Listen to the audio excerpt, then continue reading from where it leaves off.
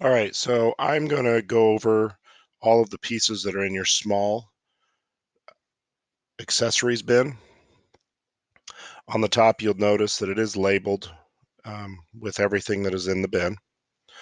When you open it, those things should be in the bin in roughly those places. If not, you just need to help kind of keep it reorganized. We're going to go over these briefly, just so you understand kind of how these all work. So spacers, okay, exactly what their name implies. They space things apart from another. So if I have a drive shaft here, I can space another object, like another gear. If I have a gear that I slide on here, this can space it away from whatever I'm doing, but it still spins freely.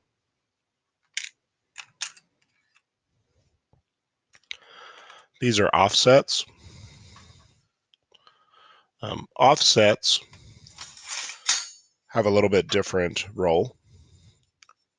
Offsets are good ways to spread out two pieces of metal, or to make sure that they're spaced out equally.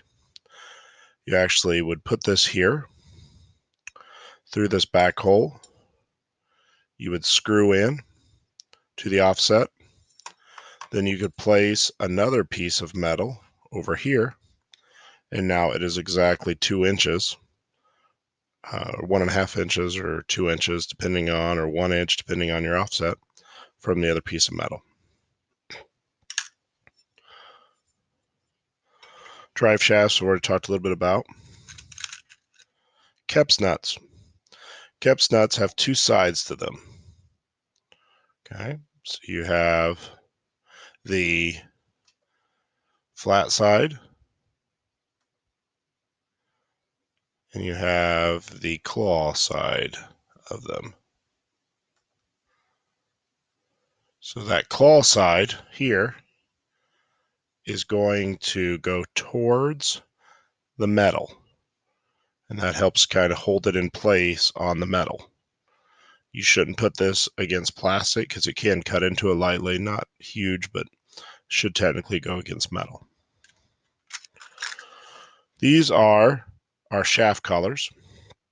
We have both rubber shaft collars, which are the black ones, and we have regular shaft collars, which are the silver ones. Shaft collars help us lock things in place on a drive shaft. So I can place this on here. It does not move around freely. This locks something in place. So these are really good to use. Once you've gotten everything lined up perfectly, you can put one on both sides, and now that drive shaft won't move. There's also metal drive shafts.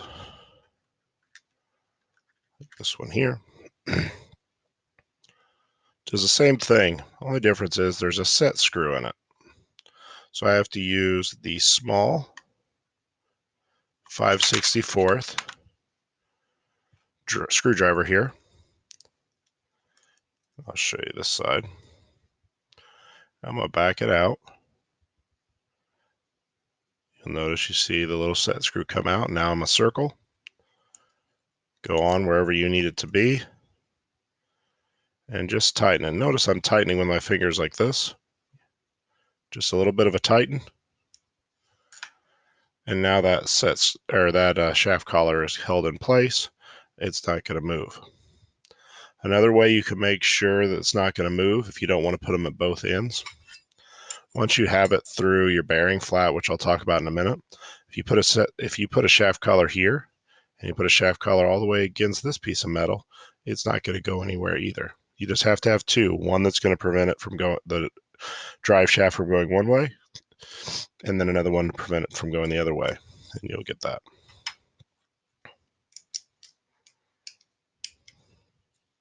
So those are shaft collars.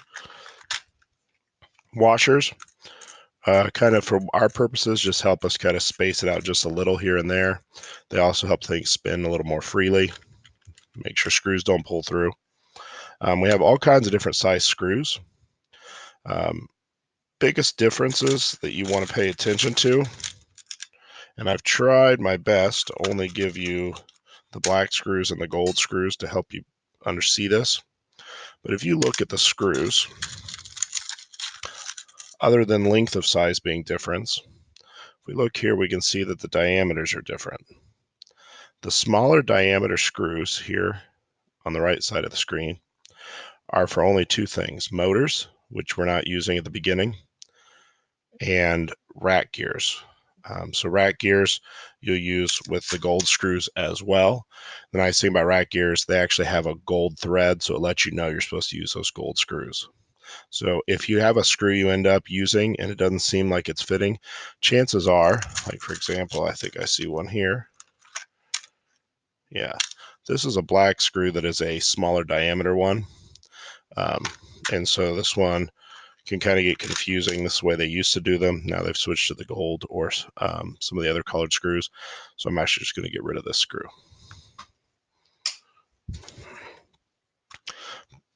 Bearing flats and push rivets are the last thing I kind of want to talk about here. Push rivets have a post, are made up of two pieces. A post, like this, okay?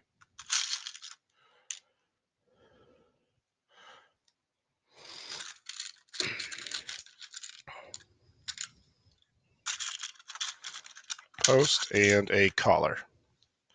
I can't get the collars apart. There we go. Be able to see them here. So I have a post here and a collar. You have to have both pieces for the push rivet to work. Push rivets are going to be mainly used with our bearing flats.